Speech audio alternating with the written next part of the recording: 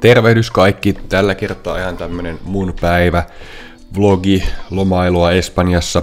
Espanjassa siis asun muutenkin, mutta äitini käymässä Espanjassa ja pientä tämmöstä lomameininkiä lähdettiin ajelemaan Torreviejasta Santa Polaan. Siellä en ole itse aikaisemmin ikinä käynyt, niin mielenkiintoista nähdä kaupunki.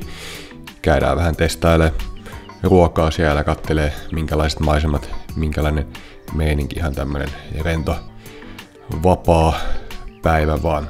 Äitini siis mukana ja tyttöystävä ja koira, jonka kanssa lähdettiin tonne ajelemaan Santa Polaan päin rantakaupunkiin.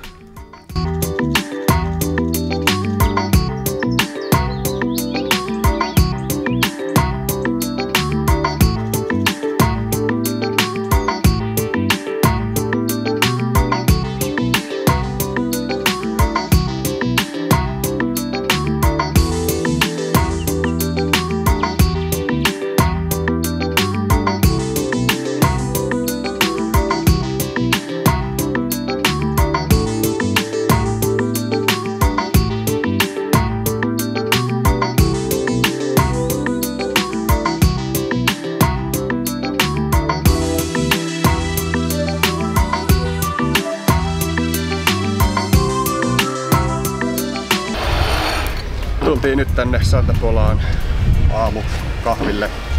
Enää espanjalaiset täällä näitä jääkahveja hirveästi näköjään juon, että tuo aina tämmösen lasin ja jääpala ja sitten vähän normaali kahvi. Mutta on mitä tälleenkin.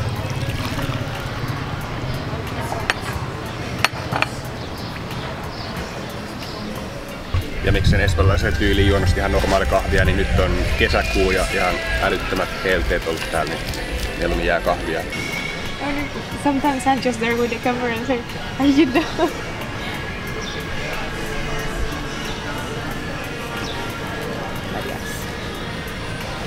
Tää Lisaran on tämmönen tapaspaikka, niin kokeillaan täällä vähän näitä espanjalaisia tapaksia myös.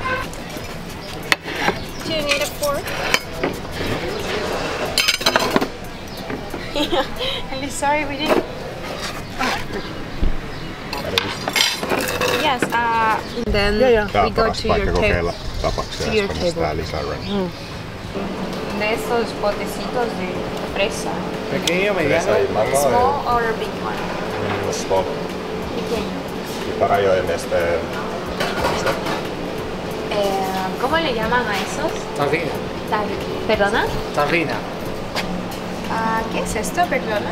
Esto de encima. Esos son gofres y crepes especiales. Cofres. Tortitas.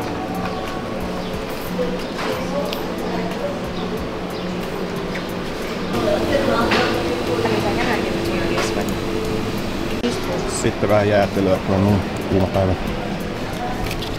On tää vähän hienompi tää ranta kuin Torreviejassa täällä ja paljon enemmän veneitä, isompi satama löytyy täältä.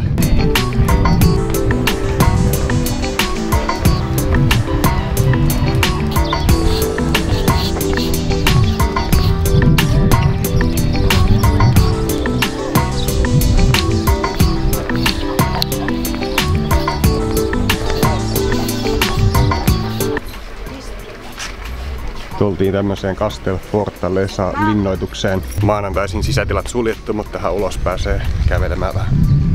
Kattelee tämmöistä linnan muuria.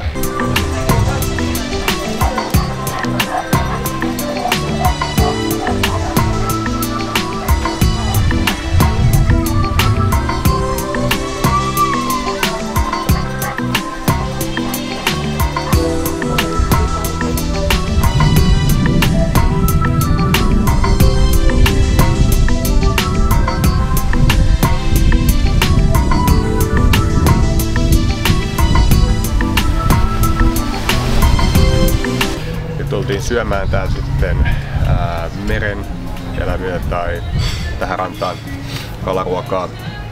Ja toi jo tänne pöytään ton simpukkalautasen. Maistetaan vähän miltä nää maistuu sitten.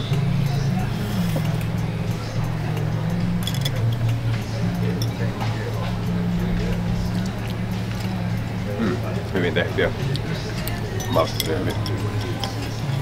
varmasti tuoreita merestä. Sitten vielä tietenkin paellaa. Tää ei ollut mereneläviä, tää on ihan perus kanapaella. Maistaas.